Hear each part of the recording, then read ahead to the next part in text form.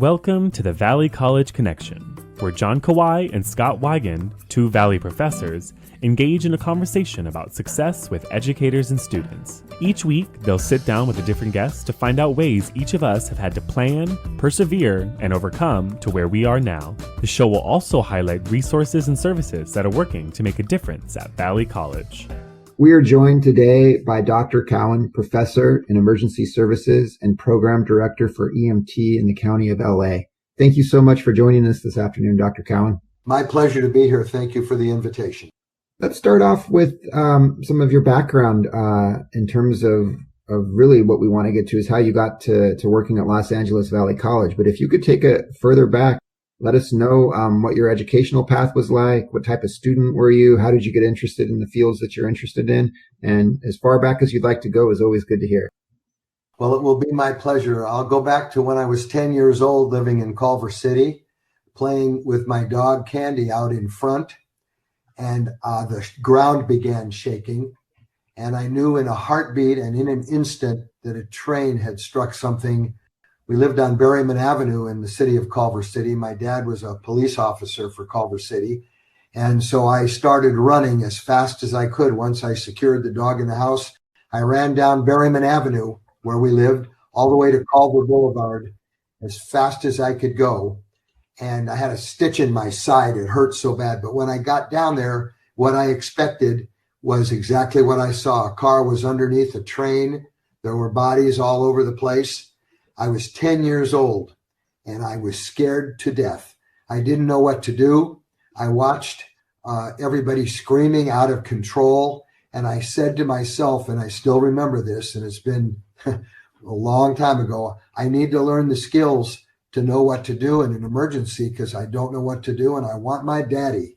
That's what I thought. A few minutes later, sirens started coming and I watched Culver City Fire Department show up, big, huge firefighters outfitted with big black boots, and they came out.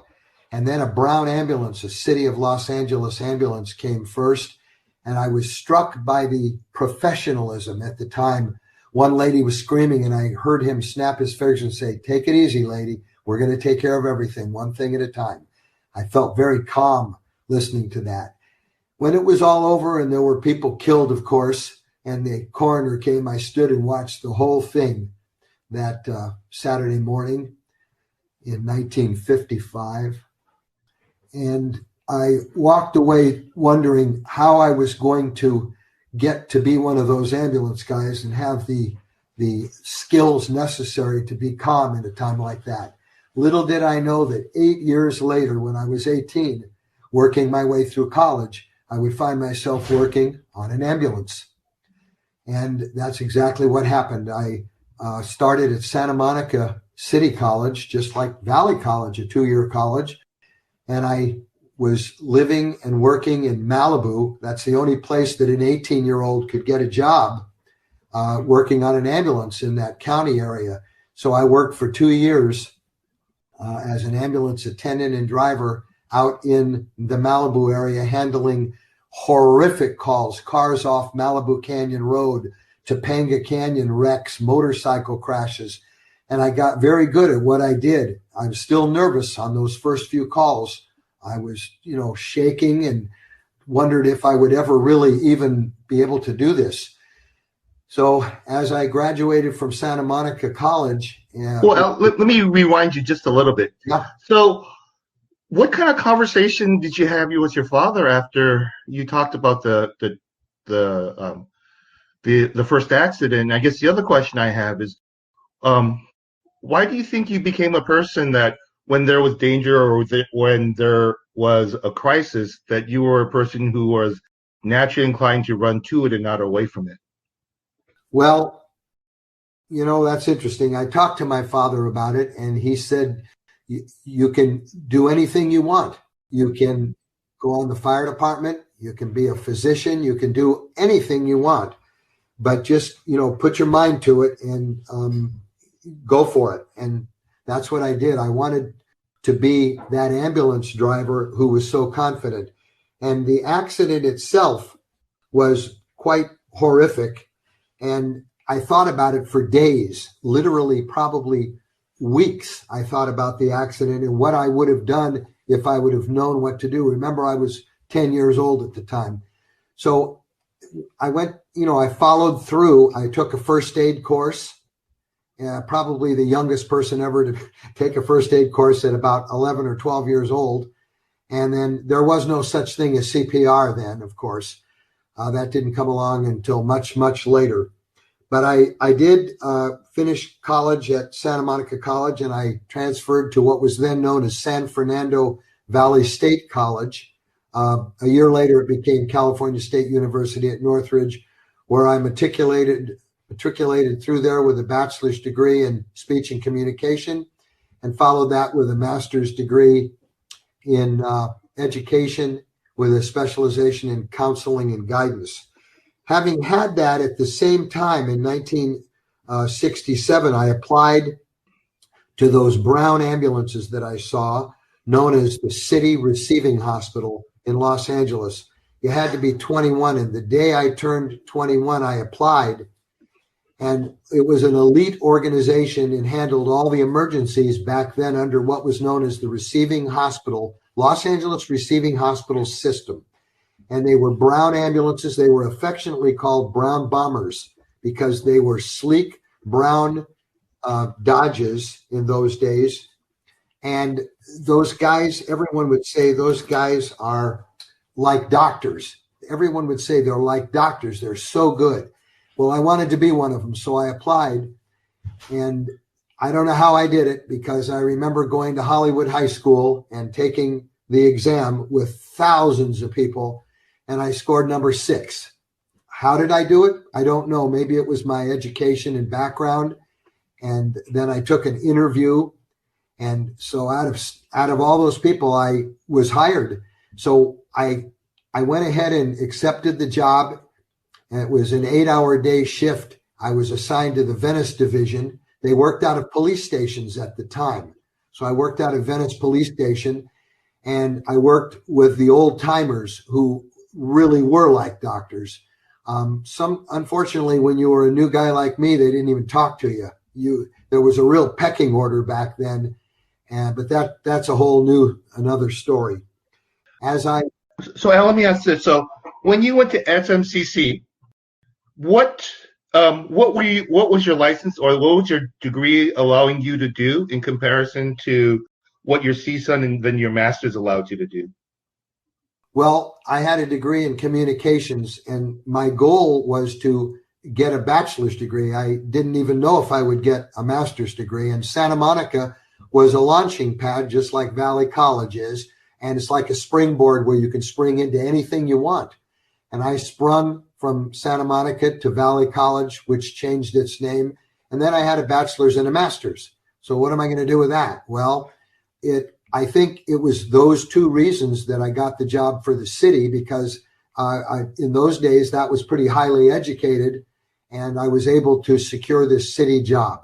Oh, so there wasn't an EMT license like there is now, or a board test that you had to pass? It was no. That was in 1970 when the EMT book came out and EMTs were first certified. That was 1970.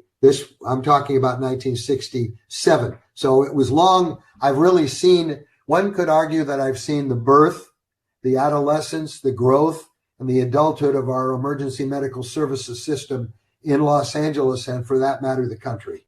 So when you walk into your job then with a bachelor's, how do you know how to do all the medical stuff? Well, I did also, when I was 16, get a job at a hospital in the emergency room, and I was able to, and I swept floors and cleaned walls and cleaned dirty trays, but I also had the opportunity to watch the physicians sew people up and do minor surgeries. And that's what was really exciting. It made cleaning walls and cleaning floors and mopping a pleasure, because I got to do what I really liked to see.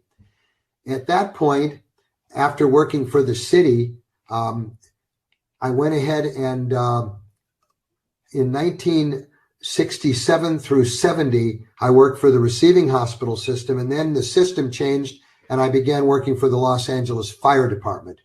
1970, July 1 was a amazing day for me.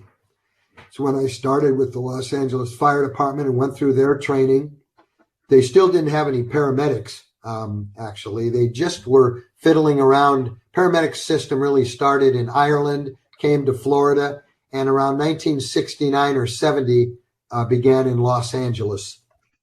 I became certified as a paramedic in 1974, and I have maintained my license since that time. So And, what was the fire department training like? well, the fire department training was, they actually had me doing the training. They put me at a drill tower in the 1970s because I was one of the few medical people they had at the time, had come from central receiving, and they knew that I had a very strong medical background. So they actually assigned me to the training division, and I trained EMT. They weren't called EMTs then. They were just ambulance drivers and attendants. And I trained them with other folks with me. There was a captain, and I was an actual peer instructor, and I trained EMTs for the fire department at their drill tower academy. That's what all firefighters go through. So that was very exciting, but it didn't take the place of working in the field setting. And in 74, when I became a paramedic, I worked a lot of different stations. I was at the bottom of the totem pole for seniority.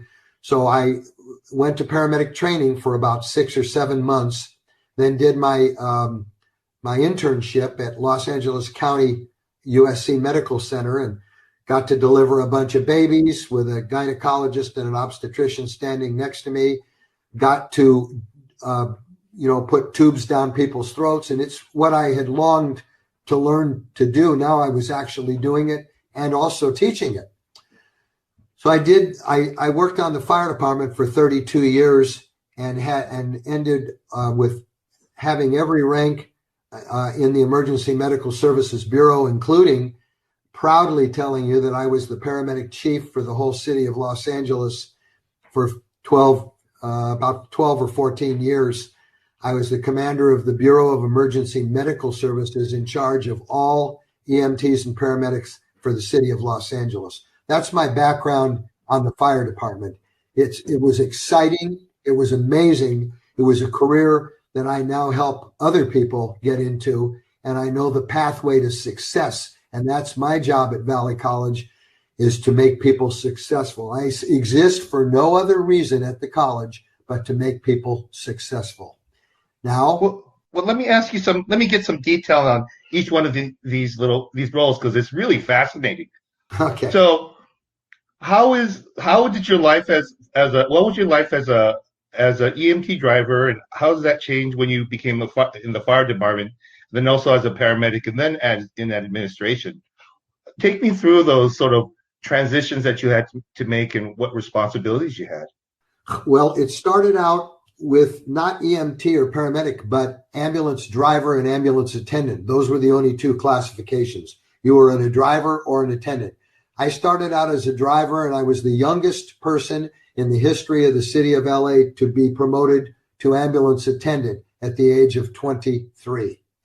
Most of the attendants, if you look back at the system, there were doctors on ambulances up until the 50s. And then when the World War II occurred, all the doctors went to war, and the drivers of those doctors became attendants, and then they hired drivers. So I was hired as an ambulance driver, and it was a promotional position. And after 2 years, you could take the test. Well, most of the people taking the test were in their 40s and 50s. They were very experienced. I took it at the age of 22 or 23, as I recall. And I scored very, very high. I think I was in the top 5. And so I got promoted to ambulance attendant.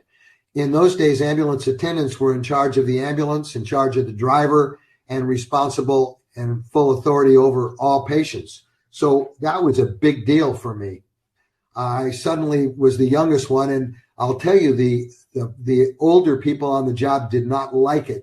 They resented me terribly for being so young and have promoted so high.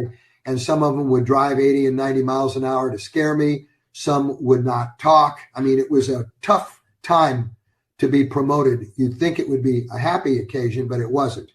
So then paramedics came along, and in 1974, I was selected to go for training. I did my training at both Harbor UCLA Medical Center and LA County USC Medical Center as a specialty in emergency medicine. And I became a paramedic and assigned my first place that I went to was in South Central Los Angeles to Fire Station 22 at Vernon in Maine. It's no longer there, of course.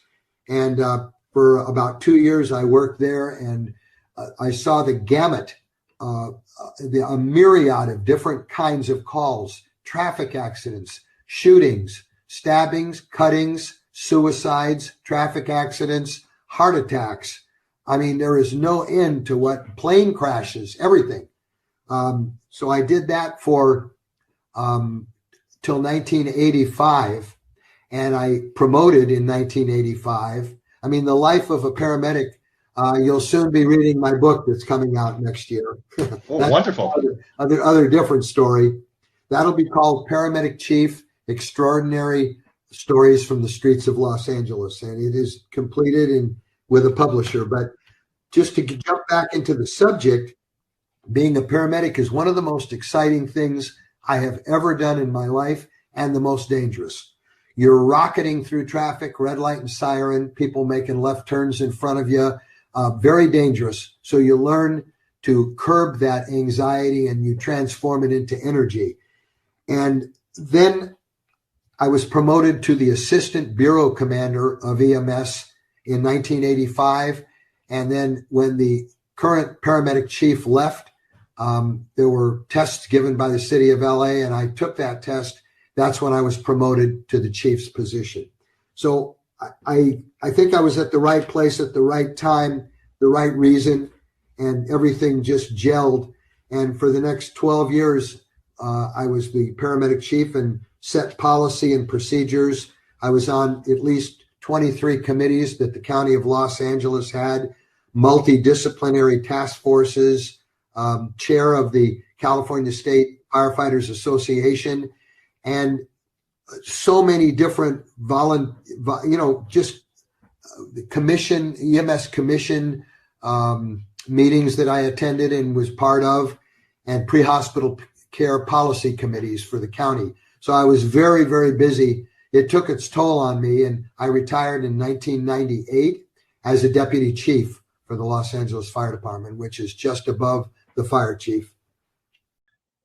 Then how did you find LA Valley College? It found me, interestingly enough. I'll bring up a name of a guy that you all know who called me one day. His name's Ronnie Reese. He was my across the street neighbor. And I love Ron. And Ron called me and he says, "Hey, can I give your number to the chair of the emergency services department here?" And I said, "Sure, why?" And because I was in private practice at that time as a chiropractor, which I did along the way. And so I'm doing this chiropractic, and I had my own office and everything was going well. I was retired from the fire department, and this guy calls me from the emergency service department and said, "Hey, Ronnie Reese gave me your name. Would you like to teach here?" And I said, I hadn't thought about it, but I'm a licensed teacher. When? He says, "Well, can you come and meet with me?" And so I did. And I said, "When does it start?" And he goes, "Monday."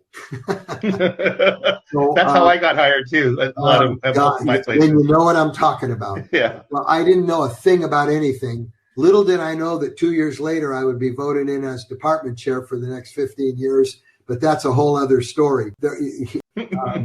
Anyway, my colleagues voted me in at that time. And so that's how I got to the college. I got the call and I went, and I've been there for at least 22 years that I can remember. I think I started in 2000 or 2001. And it's been a godsend to me. It's to watch. When they say teachers cannot see the future, that is an incorrect statement. Teachers can walk students right into the future. Yeah, I remember I shared a room with a ex-police officer, and what was going on in his class and what was going on in my class, two completely different things. I mean, the kids were early for his class. Everyone showed up. They were excited. You know, they take my math class so they can be in your class. That's the real reason why they want to be at Valley College. That's funny. That is funny. I can see that in my vision right now. Yeah, I remember asking him, like, where were you guys last week? And he said, we created a casino, and we were teaching them how to detect illegal casinos and illegal games. And he goes, what were you doing? Like, well, I taught fractions. Oh, that is great. What a story. Yeah. So let me ask you this. So let's talk about students who are interested now in becoming a police officer or EMT or firefighter. What are sort of the pathways for them to join these, and how does Valley College help them? And let me interject one question to that, or part of that too. Dr. Cowen, if you can kind of help frame the scope of different programs that fall under emergency services at Valley College. You, having been the chair for so long there prior to retiring, you have such a good sense of all those different pathways. So any elaboration would be great. Well, at the time when I changed a lot of stuff around as the chair, and we opened up new avenues. We were teaching both administration of justice, falls under emergency services, fire technology, emergency medical technology is under fire technology. We also had Homeland Security at one time, and we had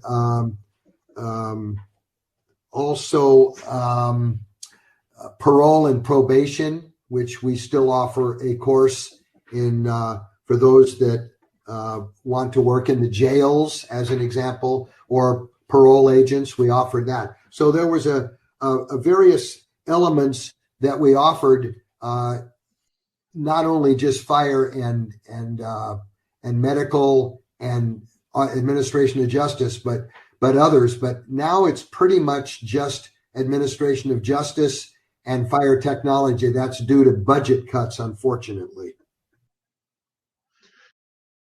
Now, what do you do with administration of justice? Well, we have core classes, and also we literally get people ready to go and become police officers, highway patrol, deputy sheriffs, and many of them come back in uniform, talk to the class. So we have a set of classes that lead to an AA degree. Fire technology is an AS degree, Associate in Science, and our administration of justice also can be called, used to be called police science. That's an old term.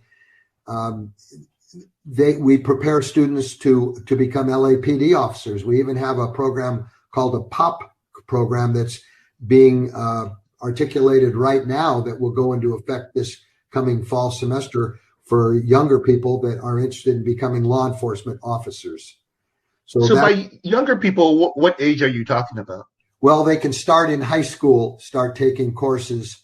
We teach also at high schools. We do it for fire tech, and we also do it for administration of justice. And students in their senior year generally are able to take courses, and these are college courses taught by our personnel at their high school for credit, and leading toward a degree when they get into the college. So they can take, for instance, Fire Tech 201, which is Introduction to the Fire Service, or they could take Administration Justice 1, Introduction to Law Enforcement. And thereby they start younger and they're better prepared when they get to Valley College. We want to target them to come to Valley College so that they can continue taking those core courses and become law enforcement officers. So in terms of administration of justice, what are the type of topics that you cover? We cover narcotics and vice. We cover patrol procedures. We cover law. There are courses that criminal law and what's a crime, what's a tort, all the different sorts of types of crimes, history of law enforcement. So, there are a myriad of courses, but 5 of the courses which are strictly core courses. So you need the core courses. There are 5 of them, plus, the biology and the sciences and the math and other things to get an AA degree. But you can also, there are certificate programs also where you don't need to take, some students don't want to take all the other courses. We think it's a good idea. The object is to get a bachelor's degree in political science or in administration of justice, also noted at some colleges as criminal law, but we do teach criminal law as well. That's part of the curriculum at Valley College. So what is the difference between going to the police academy or the sheriff's academy with an AA or with a BS or with just a high school degree? Is there a difference? I think there is, and that is when they do your interview, those people, we strive for higher education. So those people with a bachelor's degree or an AA degree that come in with a CV, a curriculum vitae, or resume, if you will, and it shows that they've gone to Valley College and taken the core classes or have an AA degree are going to do better, we believe, than those that have no degree at all and just apply without. People that have taken courses can say, look what I've done so far. Here's my transcripts. Here's a copy of my resume. And they do far better. Plus, we talk about interviews in our classes, how to take an interview, what are anticipated questions, eye contact, how to answer questions, and be able to think quickly on your feet. And so those are the things we also teach in all of our classes that help students in order to get selected for the position they're seeking. So is it correct that you can't become a detective without a bachelor's? The trend in Los Angeles, that's interesting you would say that. That is taking place as we speak. To be a sergeant, they want you to have a bachelor's degree. To be a lieutenant or higher, they want a master's degree now. And I think it's wonderful that education is starting to play a role so that those individuals that want to promote up are educated, and both in sociology and all of the things that are needed, because a police officer in today's world has to be a counselor, has to be practically a marriage counselor in some cases, and know the law, but also know how to deal effectively and professionally with people with respect. Then how if we do this, the sort of the same overview for fire tech? What kind of topics do you cover, and what are the advantages of having your AA and BS before going to the academy? Again, one of the things you have to be a firefighter in the state of California now is an EMT certificate. So that's why we're so loaded with people. It's required because today's fire department ought to be called an EMS department. I often joke about it and say they ought to change the name fire department to Office or Department of Emergency Services, because over 90%, something like 94% of the calls that fire departments roll on are medical calls, not fire calls. Fire department has done a fabulous job in fire prevention, so we're having less fires. Not so with wildfires, but I'm talking about structural fires in the cities and metropolitan departments. They've done a great job in fire prevention. And so medical calls are what are driving fire departments today. That's why they're hiring paramedics and EMTs. You have to be an EMT, and you have to pass the national registry of EMT. I will tell you something. This last semester during COVID, we were on campus, as you probably are aware. Respiratory therapy, nursing, and emergency medical technology were on campus face-to-face, and our department set up the regulations on what we had, the masks and the 6 feet and all of that. We played a major role in allowing us, the district allowed us to come back to Valley College first, because we put together a program to keep people safe. And so I can tell you this is a fact. Of the 26 people as of today, and I checked this morning, As of today, the 26 people that took the National Registry examination on our class this last semester, 25 of the 26 passed the examination. Wow, that's fantastic. It's unbelievable. It's the highest we've ever had. And even during the pandemic, COVID-19, we were able to do that. They were able to get their ride-alongs done. Of course, they were able to get their vaccines because they're first responders. They all had to get that.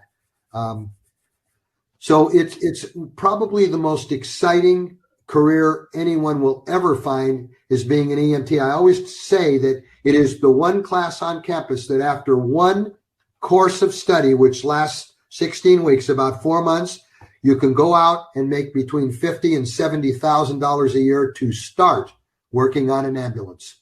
That's incredible. I don't think people are aware of sort of what that trajectory looks like. So just to summarize that point there, it's a 16-week course. It's the EMT course. Upon completion of that, then the students are prepared to take the National Registry examination. That's correct. And they take it. We stress taking it as quickly as possible. Don't go on vacation. Don't wait. People forget 10% a month. That includes me and you and everybody. If we don't stay with things, 10% a month is lost. So if 2 months later, if you lost 20% of your memory of what you've learned, no good. So we tell them, take that the minute you pass all your skills in our class and you learn the didactic information, then take that National Registry within a week or two, no more than that. And it pays off because we have about a 98 or 99% pass rate right now. Yeah, one of my students, he was a teen father, and he came to Valley College after high school, and he was supporting his family. And what he did was he took the EMT job so he could get that enough money to be able to support his family while he continued taking classes. And it was just the fastest way to get a good career. That's not where he wanted to end, but that was like his first step at Valley College. Then he can get on the springboard and do whatever he wants. But he's not alone. We have so many students in our class. We had to cut our numbers down to start. We begin our classes with 40 because we need spacing in the class and everything. But I will tell you, there's no getting around it. We have an attrition rate that's quite high. It's almost around 50% because this is not an easy course. It is a life-saving course of study in which you must be able to critically think, including vital signs, blood pressure, pulse, respiration. You have to make decisions quickly. EMTs of today's world are allowed to give medication, drugs, and solutions. Nobody knows that. But EMTs now in the field can give naloxone hydrochloride, which is that wonder drug for opiates called Narcan. They're allowed to inject epinephrine, and they're allowed to do bronchodilators for respiratory things. There are medications that they can give we teach them how to do everything, including injections. So they're able to give injections for vaccines now, EMTs. So when I say that, I say it in light of the fact that is not a simple class. You have to be dedicated. If you don't keep up with your reading and don't do your reading and comprehension, and we know very quickly if someone's lagging behind. And unfortunately, this is a class of life-saving. And so if we do require an 80% on the midterm and an 80% on the final in order to remain, and get certified so you can take the National Registry. So when we start with 40 people, sometimes we graduate 20, sometimes 30, sometimes 35 on a good year. But each semester, students don't realize what they're getting into in this class. It's not a simple class where you can sit in a class like some classes and just vegetate in there, and through osmosis, all this information and learning of skills is going to go into your cerebral cortex. It does not happen that way. You have to study and dedicate. And I talk about this the first day and the first week. You have to dedicate yourself and involve yourself 110%, 100% of the time in becoming an EMT, studying and reading every single day, at least 2 hours. So it is not a simple class. It's an 8-unit class with lab. and they have to be adept at CPR. They have to be adept at giving oxygen and knowing when and how much and by what method. And they need to know how to put hair traction splints on for fractures of the femur. And they know how to bandage, and they learn how to put they have to put oropharyngeal airways down people's throats. And they learn life-saving stuff that most people have no clue about how to do it. Yeah. Is this a good step if you're curious about becoming a nurse?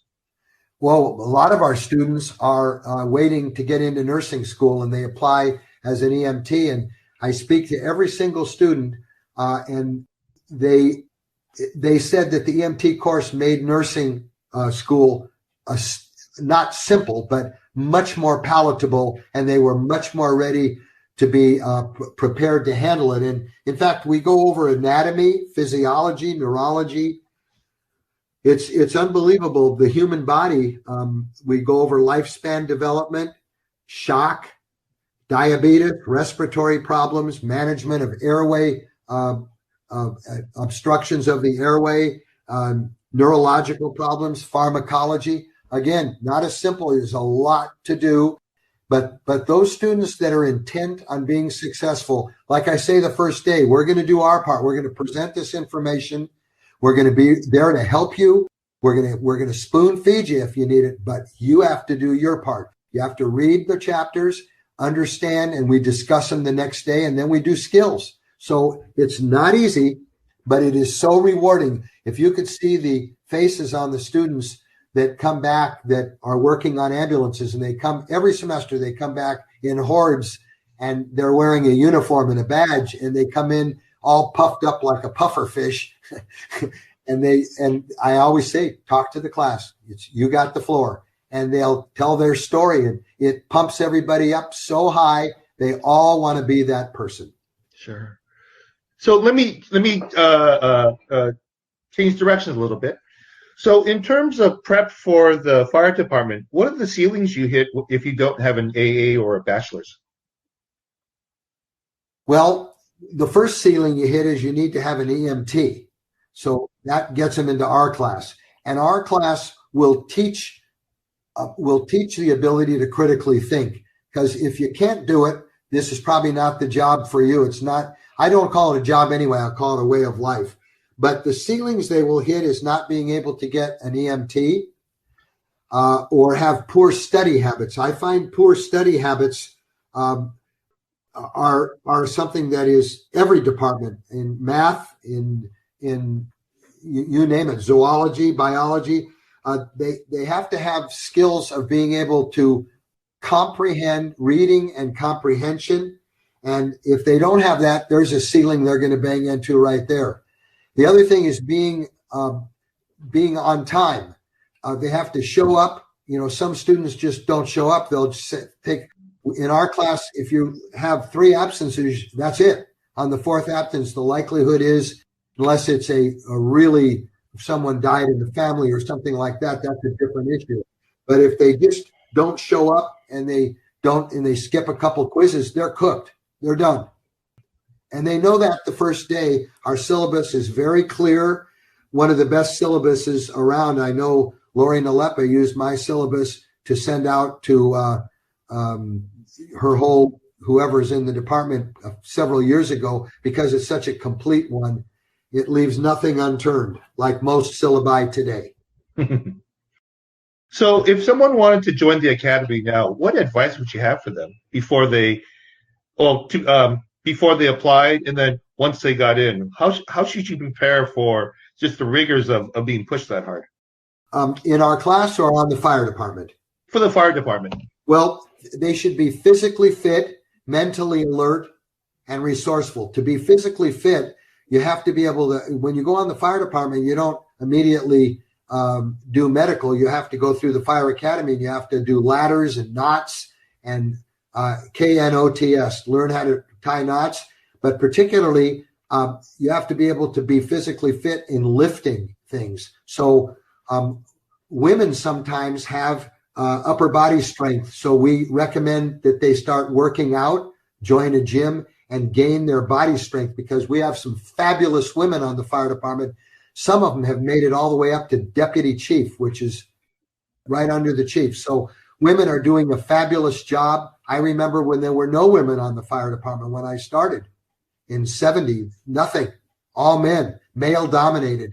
And that changed dramatically in the next 10 years.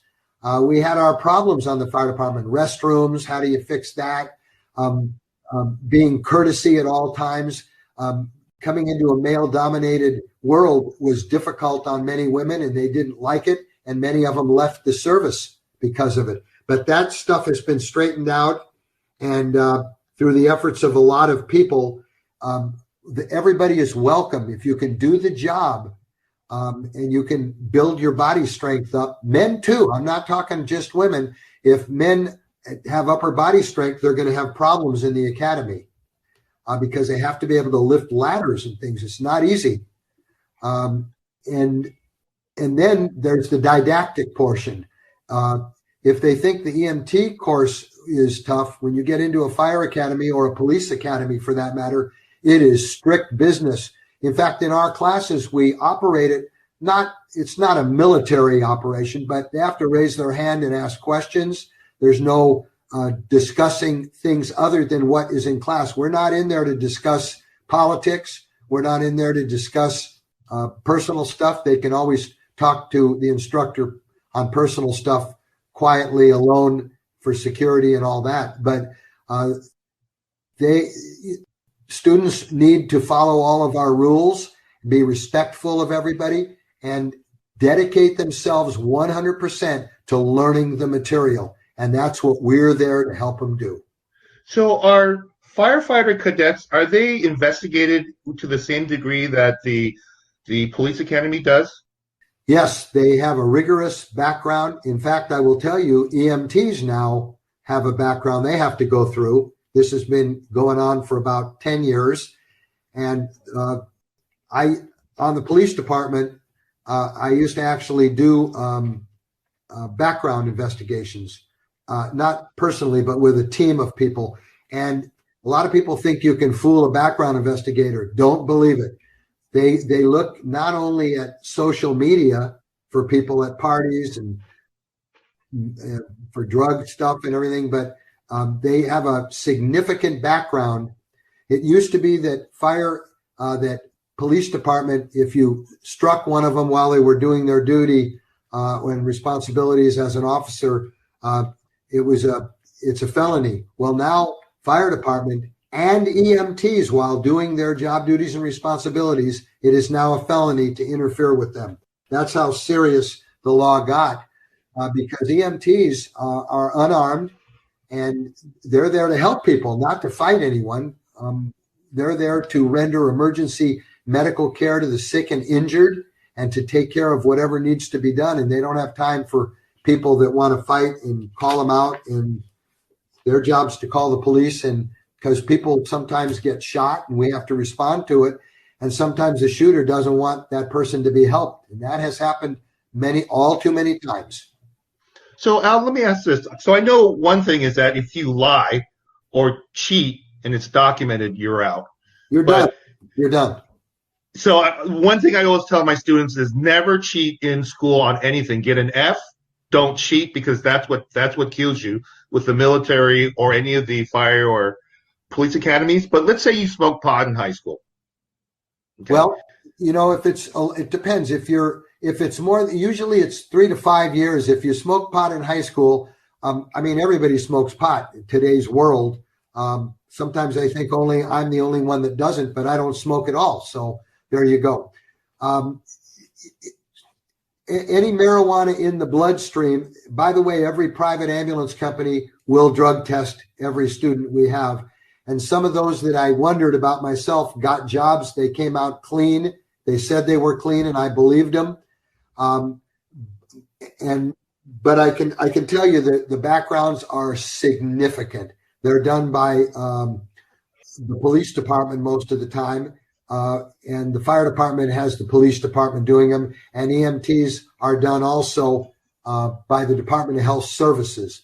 So they're looking for things like drugs, any sexual misconduct, anyone's on a list for predator or anything like that. You're not supposed to have any convictions of any felonies. They want a clean record. And I tell people the first day of class, if you do smoke or take any kind of drugs, stop it now, because if you stop it and you are clean, you will get a job. I don't know if if the viewers or people who listen to this, but even the LA Fire Department has an agreement with the union, and this is the fire department. You're not allowed to smoke once you're hired by the fire department for the rest of your life until you retire, because smoke can interfere with lungs, and you're going to fires where products of combustion, you're breathing them, and they don't want anybody that has smoking to interfere with breathing.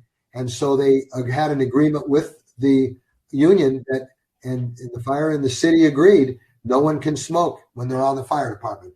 That's been in effect for about 15 to 20 years. Now, it's been told to me, now I just want to confirm whether it's true or false, that if you were a person who used to drink when you were in high school, or let's say smoke pot in high school, the important thing in the interview is to admit it. So once you stop, right, the thing that gets you not hired is lying, because they will find out. Well, they call it falsification or omission. If you falsify something, they will find out, I can promise you. And if you omit something by not putting it down that you should have put down, that will cook your goose right on the spot. I mean, you're done. So you're correct. Tell the truth. And I tell students this all the time. If let's say you stole something from a market when you were 14 years old, admit it. There's no problem. It's a long time ago, and look what you've done since then. And that's a misdemeanor anyway. It's not a felony. So those are the kind of things that, if you smoke dope if you smoke marijuana in high school, or even if you smoked it 5 years ago, that's fine. Admit it. They're very lenient on when you tell the truth. It's when if they don't believe you, they'll give you a poly. They'll polygraph you, and if you have any falsifications or readings that indicate that you are not telling the truth, that's a problem. Yeah, I have a friend whose job is to do these background investigations for the police, and he said they spend $20,000 on it. It's expensive. Like, they go and they'll talk to your high school teacher, they'll talk to your friends, they'll talk to their relatives. So, don't lie. Yeah, they'll talk to your neighbors, and they'll check you so many different ways. It's almost like a tree branch with leaves and branches. I don't want to go into detail, but the way they do it, you cannot beat that system. If you think you can, you're not thinking right, because they will. And some people think if something was sealed up by a judge, they can't go into it. Guess what? When you go on for any first responder, police, fire, EMT, you sign releases so they can get into all that stuff. And if you don't sign the release, they're not going to take you.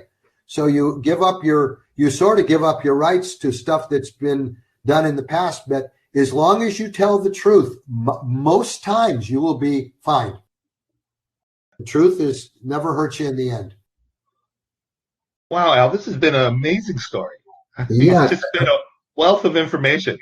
Truly has, Al. I want to thank you so much for taking time out of your afternoon to share with us. And I mean, you had such an incredible journey, and it seemed as though you were right in the beginning of a lot of really important changes in the way that emergency services were provided throughout the city.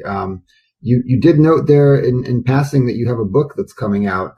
Before we wrap up here, is there any details or anything you can share about that? Sure. I didn't know you would ask. The book is called, again, it's actually Paramedic Chief, and then a second title, Extraordinary Experiences from the Streets of Los Angeles. This week, I actually will meet with the publisher. It's 464 pages, but I'm sure when they get done chopping it a little bit, it's going to be in the 300s. And there's lots of pictures. Some are not, you need parental permission to see them. They're gory. Some of them are very gory, but it's the experiences of a chief of a paramedic bureau, and that's me, and that has seen and done it all. And I know why all these students are so excited about wanting to become paramedics and nurses and physician's assistants and respiratory therapists and firefighters. It's exciting, and it's a great career. On behalf of the listeners who will listen to this in the future, I want to thank both of you. And I can only tell you that you have done an exceedingly excellent job. I listened to a few of the other things that Scott and John have done, and you've done an exceptional job in interviewing and really getting to the bottom of what students need to know in order to be successful. And that's what all of us are there for, to make successful students. So thank you on behalf of them and myself for doing an excellent job. Oh, thanks for your kind words, Al. And if students want to contact you, what's the best way to contact you? I'll give you my email at the college, and they can call me there. It's Cowen, AR, at LAVC.edu. That's COWENAR at LAVC.edu. And our number at the office, at the Emergency Services Office, is 818-947-2982. This will certainly give people an impetus to seek the likelihood of coming into one of our classes. I can tell you now, our classes for fall are both full with waiting lists already. So they probably won't be able to get in, but maybe the spring in February of 2022. Okay. Well, thank you so much, Al. Thank you so much, Dr. Cowen. Thank you both. Be well. Stay healthy.